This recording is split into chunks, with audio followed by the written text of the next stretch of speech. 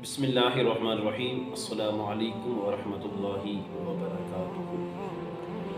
नाज़रीन, पिछली वीडियो में मैंने आपको नमाज के शराइत बताई थी, उनकी बिल्कुल मुख्तसर वज़ाहत आपके सामने की थी कि नमाज में कितनी शराइत।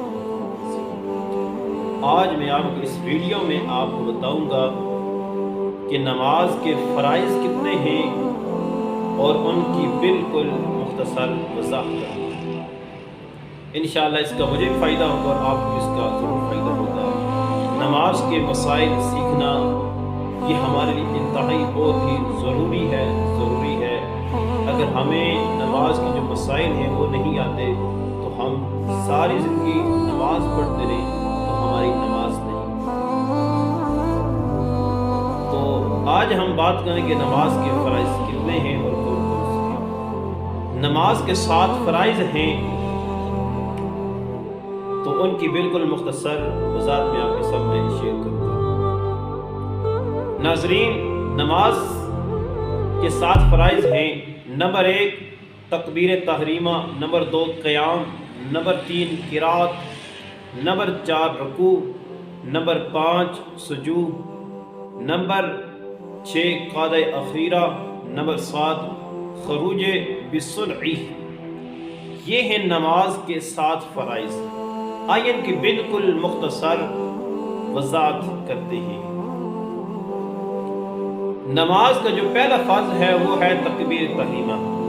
ये शराइत में आखिरी शर्त है और फ़राइज़ में पहला फ़र्ज़ है तकबीर तहरीमा। तकबीर तहरीमा से क्या मुराद है? तकबीर तहरीमा से मुराद है अल्लाह अकबर कह कर के नमाज को शुरू करना, उसे तकबीर तहरीमा कहा जाता है। नमाज को शुरू करना उसे तकबीर तहरीमा कहा जाता है। नंबर 2 पर है कि क़याम।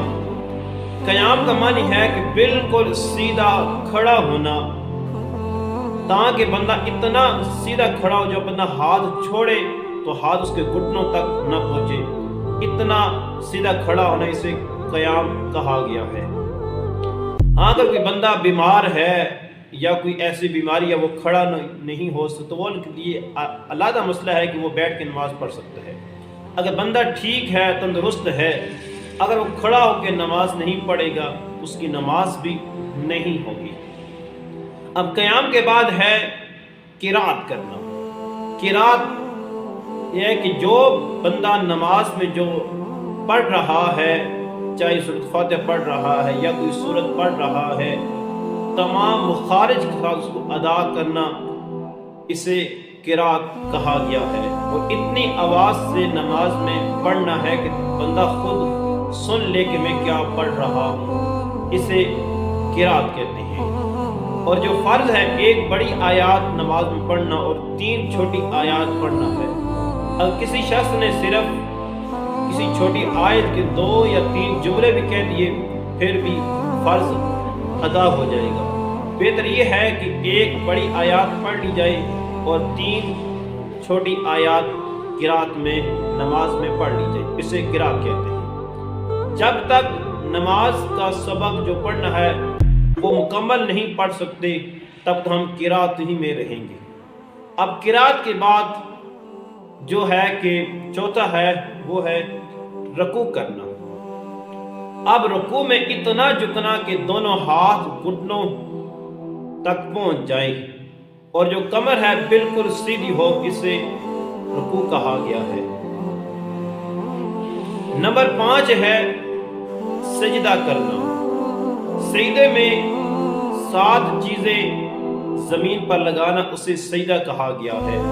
पेशानी लगाना, दोनों हाथ लगाना, घुटने लगाना और दोनों पाँव लगाना। पाँव की उंगलियां जमीन पर लगाना ये भी फर्ज है।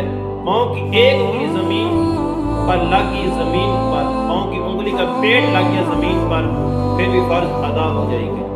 अगर एक पाँव की एक उंगली जमीन पर भी उसका पेट नहीं लगा तो फर्ज अदा नहीं होगा। अक्सर हजरात इसमें गाफिल होते हैं, पाँव की जो उंगलियां होती हैं वो जमीन पर नहीं लगाते तो नमाज भी उनकी नहीं होती। और नंबर 6 पर है قادہ اخیرہ، قادہ اخیرہ اتحیات للہ والصلوات عبدہ ورسولہ تک پڑھنا اسے قادہ اخیرہ کہا گیا ہے۔ نمبر 7 پر ہے خروج بالصنعی۔ خروج بالصنعی سے مراد ہے کہ دونوں طرف سے سلام پھیرنا، نماز کو ختم کرنا، اسے خروج بالصنعی کہا گیا ہے۔ یہ تھے نماز کے 7 فرائض جو میں نے آپ کے سامنے بالکل مکمل اور مختصر ان کی وضاحت کی ہے۔ تکبیر تحریمہ، قیام، قرات، رکوع، سجود، قادہ اخیرہ، خروج بالصنعی۔ اللہ تعالیٰ کی بارگاہ میں دعا ہے کہ اللہ تعالیٰ ہم سب کو دین کو سمجھنے اور اس پر عمل کرنے کی توفیق عطا فرمائے۔ جو حضرات میں اس چینل پر نہیں آنے والے ہیں اس سے گزارش ہے کہ اس چینل کو سبسکرائب کر دیں، بیل آئیکن کے بٹن کو پریس کر دیں۔ السلام